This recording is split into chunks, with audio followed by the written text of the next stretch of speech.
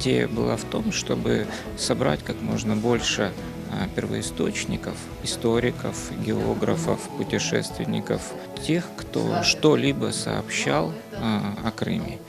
И формат книги такой: автор, краткое содержание автора и выжимка из его текста именно сведения о Крыме. Вот. И получился такая антология, где-то порядка 300 авторов.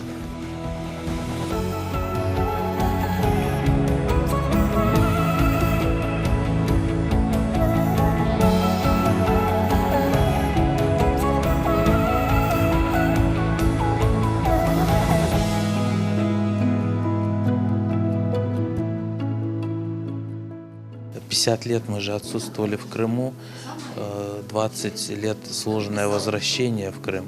И я когда прихожу в семьи, я вижу, как, допустим, есть старожилы, есть их дети и есть их внуки. И такое ощущение, как будто два разных народа. Внуки и старожилы — это как будто бы два разных народа, и они разговаривают на разных языках. Конечно, труд этот еще не окончателен. В дальнейшем еще предстоит много чего издать. И есть, конечно, среди нашего народа будут люди, которые готовы будут опубликовать эти работы, то я с благодарностью приму эти усилия.